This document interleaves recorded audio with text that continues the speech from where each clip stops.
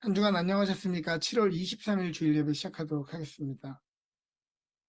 우리는 우리가 의지하고 또 우리가 기대하는 것을 바라보며 살아가게 됩니다. 때로 힘이 들어도 또 삶의 방향을 잃을 때 그것을 다시 보며 힘을 얻죠. 우리 아버지들, 어머니들이 우리 자녀들의 모습을 보면서 다시 힘을 내고 다시 용기를 내고 다시 삶을 툭툭 털고 일어나는 것처럼 그 바라보는 것이 우리의 삶을 다시 일어나게 한다는 말입니다. 여러분들은 무엇을 바라보며 삶을 일으키고 계십니까? 오늘 이 시간 하나님을 바라보고 하나님께 힘을 얻는 자는 복이 있다고 성경은 이야기합니다. 오늘 하나님을 바라보고 하나님의 얼굴빛으로 일어나는 저 여러분 되시기를 주님의 이름으로 축복합니다. 함께 기도하겠습니다. 하나님, 오늘도 주님을 의지하는 백성들, 주께 힘을 얻기 위해 보좌에 흐르는 생명수를 바라보며 우리 모두 이곳에 나왔습니다. 오늘 우리의 삶의 한숨과 골짜기가 도리어 은혜를 경험하는 복된 셈이 되게 하시며 우리의 마음의 시온을 향한 대로가 나는 시간 되게 하여 주옵소서.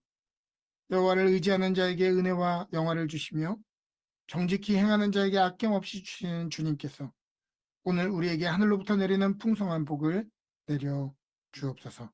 주님께 감사와 찬양을 드리며 모든 말씀 예수님의 이름으로 기도합니다. 아멘.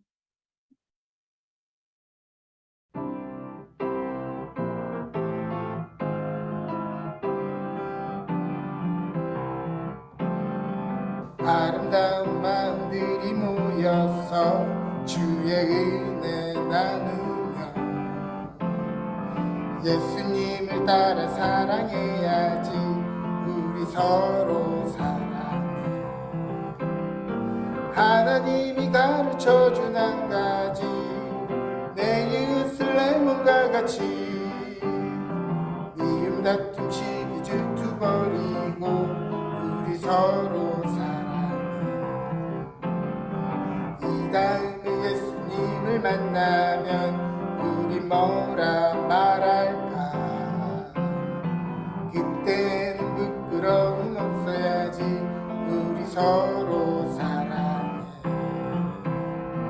하나님이 가르쳐준 한 가지, 내 이웃을 내 몸과 같이 미움 다툼 시기 질투 버리고 우리 서로 사랑해. 하나님이 가르쳐준 한 가지, 내 이웃을 내 몸과 같이 미움 다툼 시기 질투 버리고 우리 서로 사랑해.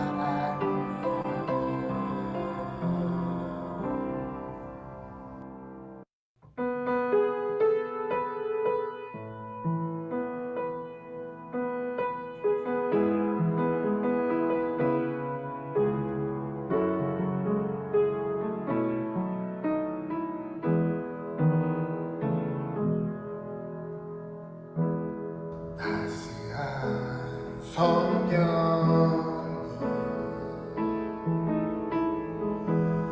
마음으로 보내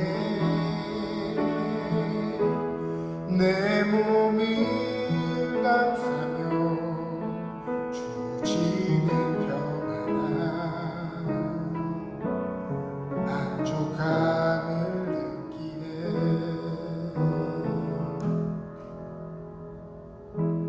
사랑과 진리에 만족이 빛보네. 내 몸을 감싸며 주지는 평안한 그 사랑을 느끼네. 부르신 곳에서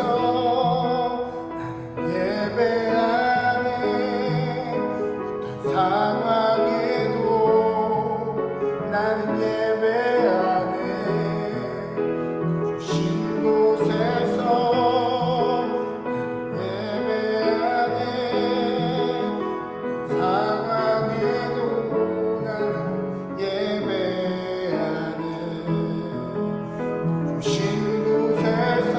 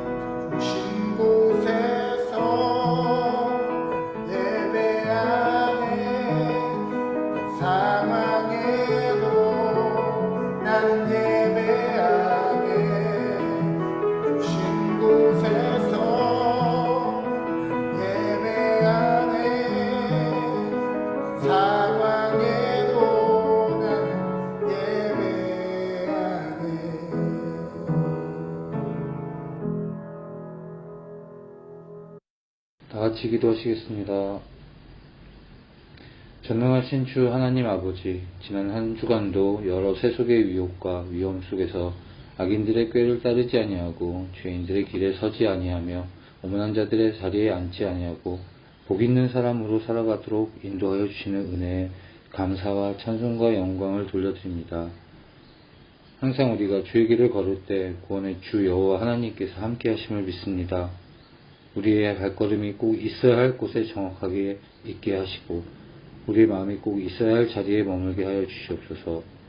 그리고 주의를 지키기 위해 나아온 우리들의 이 자리 예배를 통하여 하나님께 다시 만나고 하나님과 동행하며 하나님의 은혜를 체험하는 소중한 교통의 시간이 되기를 소망합니다. 지난 한 주간도 험난한 세상 속에서 죄와 열망의 유혹에 떨쳐내기 위하여 수고한 믿음의 자녀들을 위로하여 주시고 행여나 육신의 정욕과 안목의 정욕과 이상의 자랑에 빠져 지은 죄가 있다면 주님 용서하여 주시옵소서. 주님의 사명을 감당해야 할 런던 은혜교회가 그 믿음의 지체들이 기도와 찬양으로 주님의 선하신 뜻을 받들게 하여 주시옵소서. 하나님, 이곳이 주님의 몸된 런던 은혜교회가 되기를 기도합니다. 먼 타국의 믿음의 공동체로서 이것을 찾는 모든 이들의 영과 육의 쉼터가 되고 믿음의 반석이 되는 런던 은혜교회가 될 수 있도록 인도하여 주시옵소서. 주님, 저희 성도들을 기억하여 주시옵소서. 많지 않은 인원이지만 이 자리를 채울 수 있게 해 주시고 이제 온 성도들이 각자의 사정으로 함께하지 못하지만 항상 런던 은혜교회를 생각하며 기도하는 모든 성도들이 될 수 있게 하여 주시옵소서. 그래서 이 자리가 주의 사랑과 기쁨이 넘쳐나는 런던 은혜교회가 되도록 인도하여 주시옵소서. 저희에게 보내주신 정삼열 담임 목사님을 위해 기도합니다. 그의 가정에 평강과 은혜를 넘치게 쏟아주시고 그 목회에 힘이 넘치게 하여 주시옵소서. 하늘의 계시를 받아 준비하신 주님의 말씀들을 증거하실 때 성령의 말씀의 능력이 함께하여 말씀을 듣는 모든 성도들의 가슴 속에 그 고민과 시름을 걷어가시고 주님에 대한 믿음을 더욱 더 강하게 인도하여 주시옵소서. 또한 다음 주에 휴가를 가시는데 준비 잘 하시고 갔다 오셔서 그 지친 몸과 마음에 더 큰 아버지의 충전을 이룰 수 있도록 인도하여 주시옵소서. 그래도 교회 학교를 위해 봉사하시는 많은 선생님들과 교회 곳곳에서 보이지 않는 곳에서 묵묵히 헌신하고 봉사하는 주의 성도들이 있습니다. 그들을 기억하여 주시고 성김에 합당한 은혜를 베풀어 주시옵소서.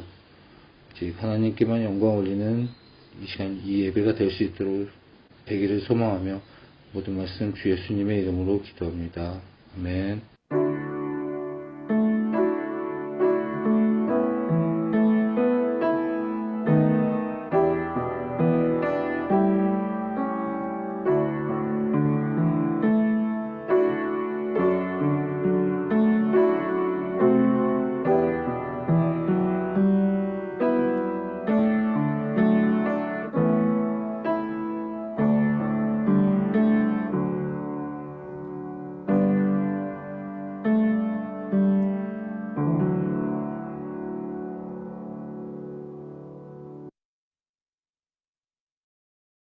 오늘 우리에게 주는 하나님의 말씀은 창세기 12장 1절부터 3절 말씀입니다. 여호와께서 아브라함에게 이르시되 너는 너의 고향과 친척과 아버지의 집을 떠나 내가 내게 보여줄 땅으로 가라. 내가 너로 큰 민족을 이루고 내게 복을 주어 내 이름을 창대하게 하리니 너는 복이 될지라. 너를 축복하는 자에게는 내가 복을 내리고 너를 저주하는 자에게는 내가 저주하리니 땅의 모든 족속이 너로 말미암아 복을 얻을 것이니라 하신지라. 아멘. 오늘 우리에게 주는 하나님의 말씀입니다. 오늘은 창세기 12장 말씀을 가지고 너는 복이 될지라 라는 제목으로 말씀을 전하도록 하겠습니다. 오늘은 믿음의 조상, 믿음의 아버지라고 부르는 아브라함을 통해 오늘 믿음의 사람들인 교회와 성도에게 주시는 복은 어떤 것들이며 왜 우리가 적극적으로 복을 구해야 되고 그 복을 받은 사람들이 세상 속에서 어떤 존재가 되어야 되는지 함께 나눠보려 합니다. 먼저 창세기 12장에 등장한 상황을 더 입체적으로 이해하기 위해서는 창세기 11장의 상황을 알아야 되죠. 창세기 11장의 내용은 홍수 이후에 번창하기 시작한 인류를 이제 다시 온 땅에 흩어져 살라고 명령하시고 이들이 동쪽으로 이동하며 흩어지게 하십니다. 그런데 동방으로 이동하며 움직이던 인류는 시날 평지라고 하는 곳에서 고민하기 시작합니다. 이곳이 어디냐? 바로 인류의 4대 문명지인 유프라테스 강과 티그리스 강 사이에 있는 비옥한 평야지대를 말하죠. 이곳은 1년 내내 따뜻하고 물 공급이 잘 되며 땅이 비옥한 곳입니다. 이런 곳에 도착하고 나니까 흩어져서 살라고 하는 하나님의 말씀은 뒷전으로 하고 한자리에 안주하고 싶었던 것 같습니다. 그래서 이들은 흩어짐을 면하기 위해 안전하고 튼튼한 자기들만의 삶의 터전을 구축하기 시작합니다. 당시 시날 평지에 살았던 수메르인들이 만들었던 지구라트가 성경에서 말하는 바벨탑과 유사한 형태로 되어져 있고 현재까지 남아있는 것들이 약 6층 정도 높이의 건물이었던 것으로 보아서 당시의 바벨탑도 우리가 생각하는 정도의 하늘을 찌르는 거대한 빌딩은 아니었다 생각됩니다.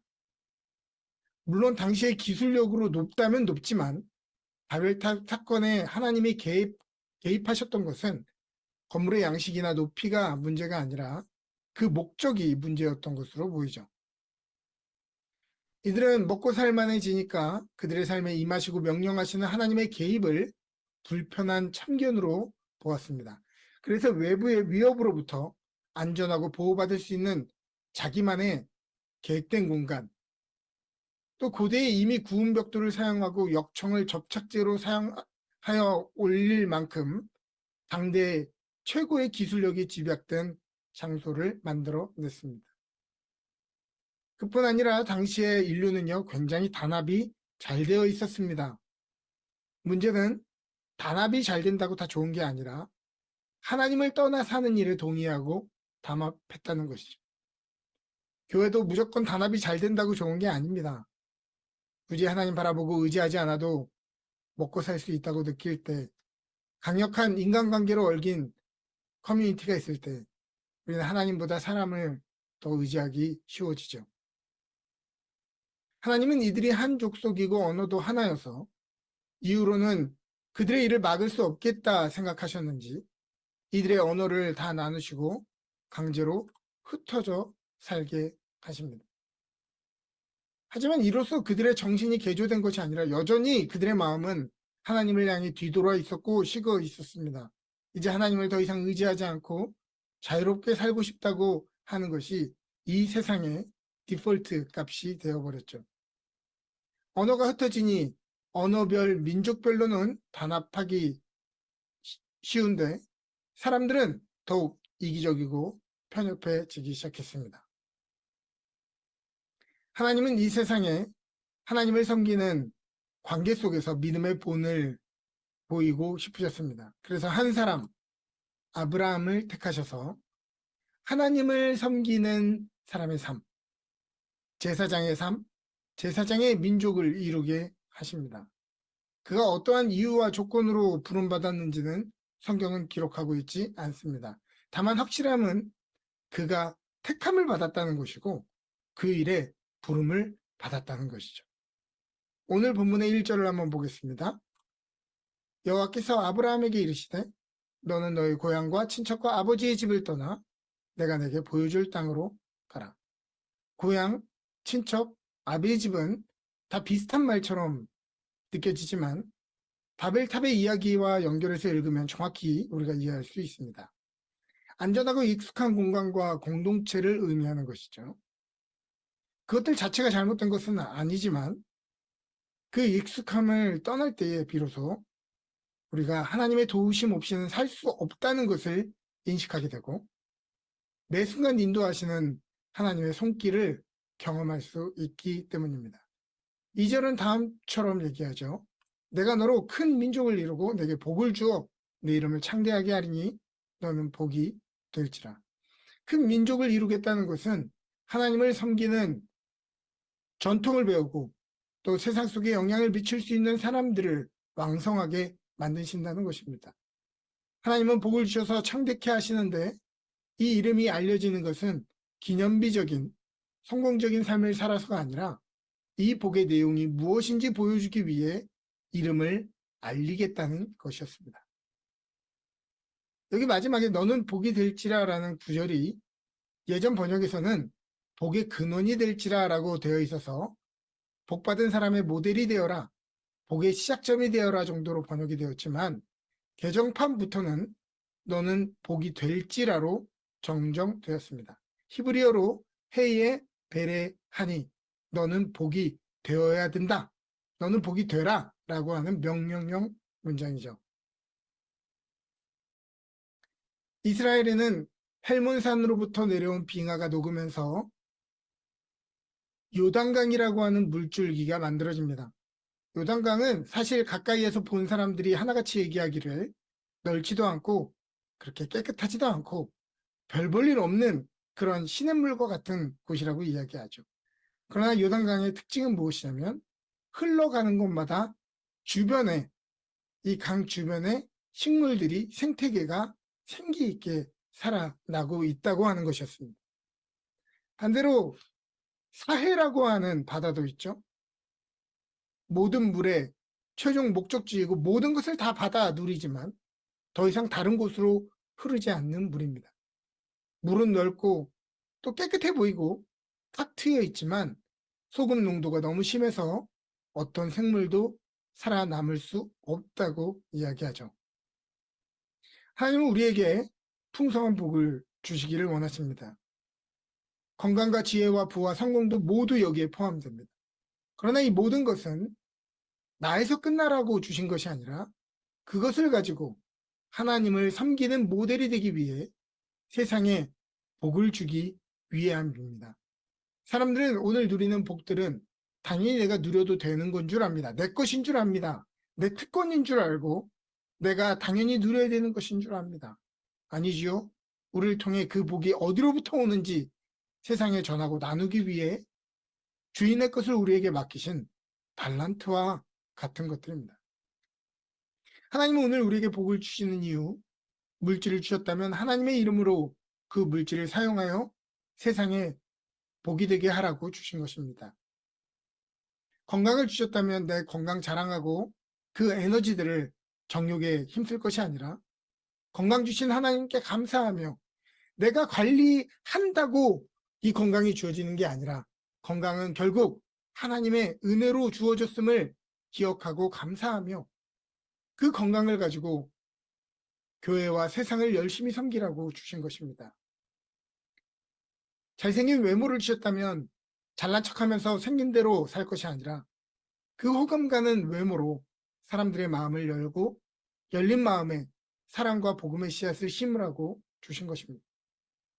만일 여러분들이 공부를 많이 하고 지혜와 지식을 가지고 있다면 그것은 지혜를 뽐내거나 내 것으로 여기지 않고 세상과 공동체를 섬기라고 주신 것입니다.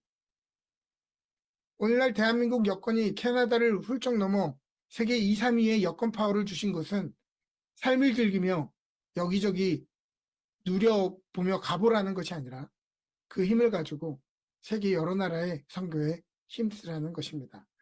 오늘 여러분들은 어떤 은총을 입으셨습니까? 그 은총을 받은 이유는 무엇입니까? 우리 조국 대한민국은 배고프고 가난하던 시절에 북미 교회로부터 많은 물질과 기도의 지원을 받았습니다. 학교가 세워지고 병원이 세워지고 교회가 세워지면서 그 안에서 훌륭한 나라의 인재들이 배출되었습니다. 성도들의 삶에 물질의 복을 주셔서 성도들의 후원과 기도로 교회가 급속도로 성장하게 되었습니다. 그러나 2023년에 이루어진 교회 실태에 대한 설문조사들을 보면 교회에 속하지 않은 사람들의 입장에서 교회와 신앙의 성장이 더 나은 세상을 만들고 포용의 공동체가 되어줄 것이라는 기대가 사라지고 있다는 것을 이제 보게 됩니다. 보편 종교로서 1차적인 윤리적인 역할도 감당하지 못해서 도리어 사회 발전과 변화를 저해하는 요소로 인식되기도 하고 비판과 비웃음을 당하기도 하는 것입니다. 요즘에 사기꾼 목사들과 범죄자들이 너무 많아져서 어디 가서 목사라고 얘기하기가 주저하게 되고 부끄러운 세상이죠. 이기적인 기독교인들 때문에 기독교인이라고 말하는 것이 부끄럽게 느껴질 때도 있습니다. 오늘날 하나님의 복을 받은 사람들, 여러분과 교회는 어떻게 살고 있습니까? 아직도 많은 사람들은 내 교회, 내 가정, 나만 복 받고 누릴 생각만 하고 그 복으로 무엇을 할지는 생각을 하지 않습니다.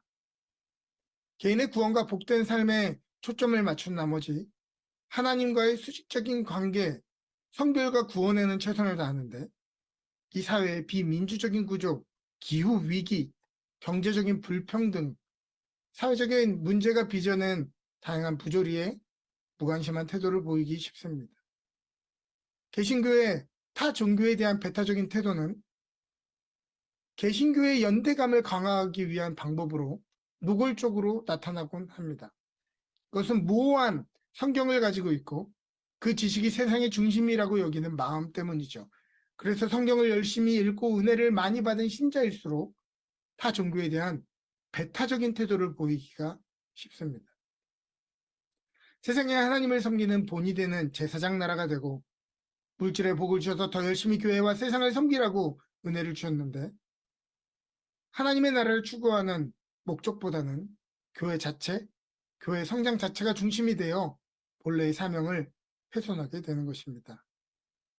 교회는 실제로 하나님 나라의 모범적인 삶의 모델로서 실천하고 그 나라의 실현을 증언해야 하는 사명을 가지고 있기 때문에 교회가 있어야 하는 이유는 개인의 구원과 성결뿐 아니라 하나님의 나라를 세상 안에 실현하는 것에 있습니다. 바울이 교회라고 하는 단어를 처음에 사용할 때 헬라어 에클레시아라는 단어로 표현한 것은 그가 생각했던 교회의 역할이 바로 아테네의 민회인 에클레시아와 같은 모습이라고 여겼기 때문입니다. 에클레시아가 도시 공동체인 폴리스에서 책임과 의무를 다하면서 시민답게 살아가는 삶을 의미하듯이 오늘 우리가 속한 사회 속에서 책임과 의무, 모범적인 역할을 감당해야 에클레시아인 것입니다.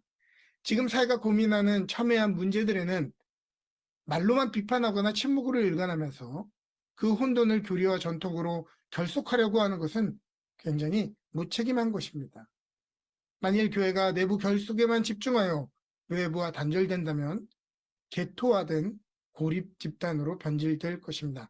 종교학자인 로버트 우스노우는 이러한 종류의 영성은 진정한 영성이 아니고 신앙을 개인적이고 사적인 것으로 여길 때 신앙이라는 이름 안에 공공의 차원이 있다는 것을 무시하는 행위가 된다고 얘기했습니다. 놀랍게도 오늘날의 교회의 모습, 성도들의 모습은 창세기 12장의 아브라함과 같이 세상의 복이 되기 위한 부르심보다는 창세기 11장 바벨탑의 공동체에 더 가까워 보입니다.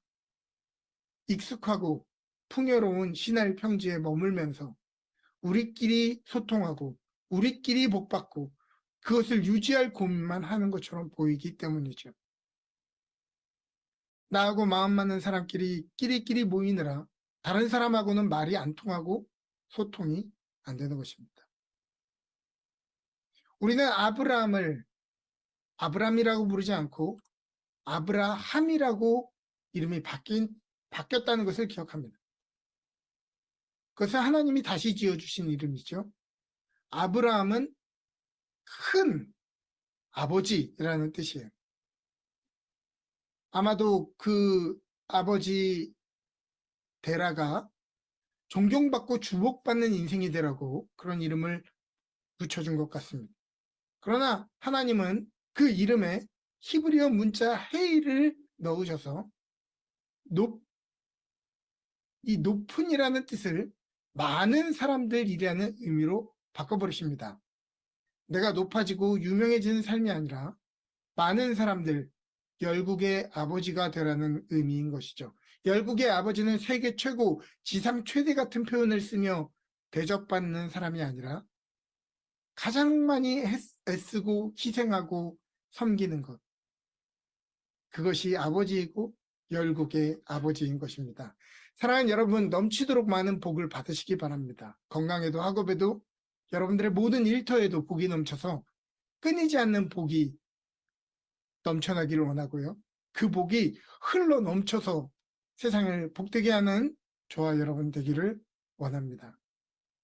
아주 짧지만 강렬한 아시시 프란시스의 명언을 나누며 이 설교를 마치겠습니다. 복음을 전하십시오.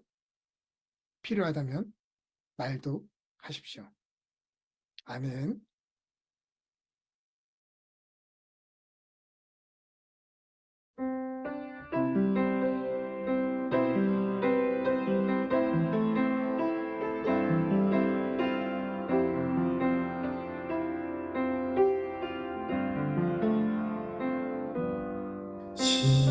신령이 가난한 자는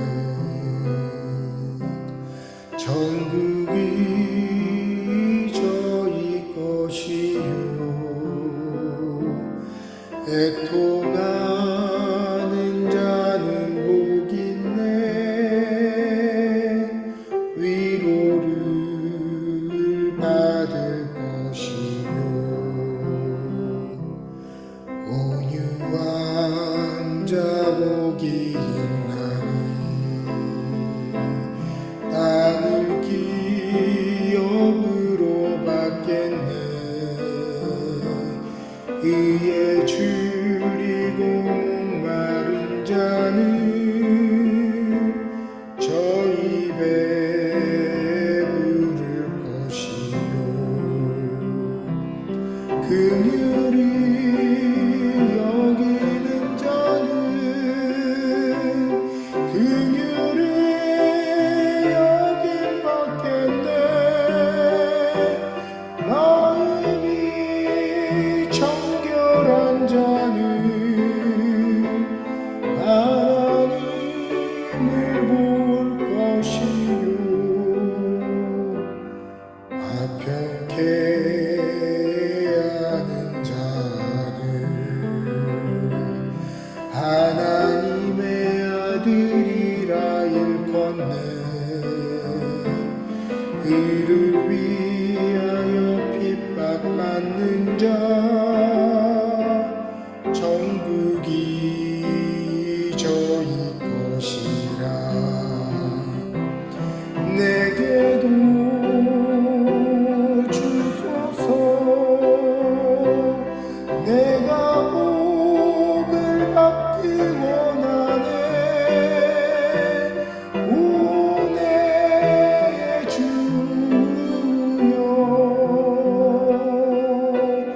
주소서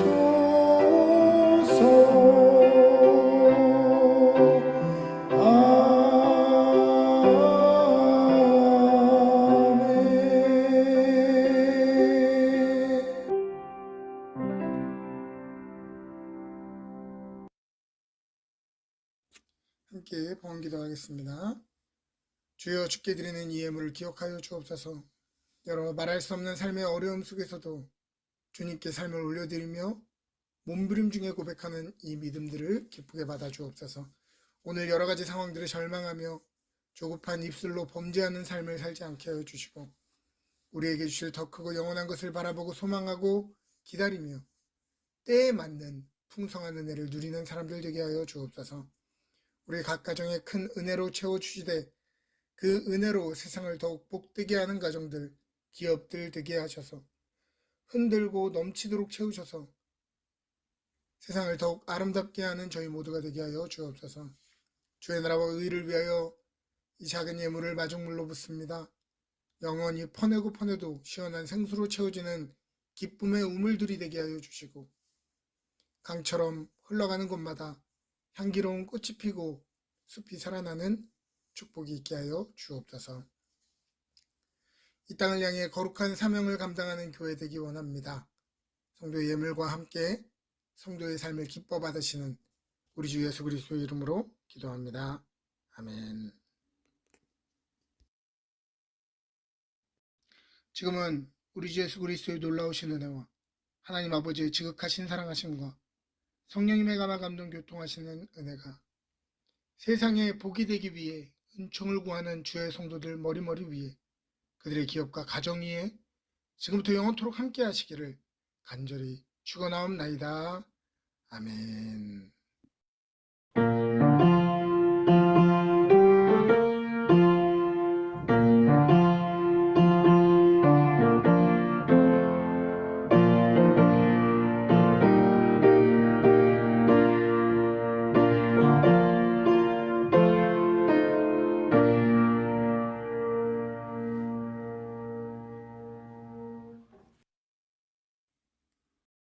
광고 말씀 드리도록 하겠습니다. 다음 주 예배는 온라인 예배로만 드려지게 됩니다. 2시 30분에 유튜브 온라인을 통해 진행하도록 하겠습니다. 한 주간 안녕히 지내시고 우리 모두 8월 초에 뵙겠습니다.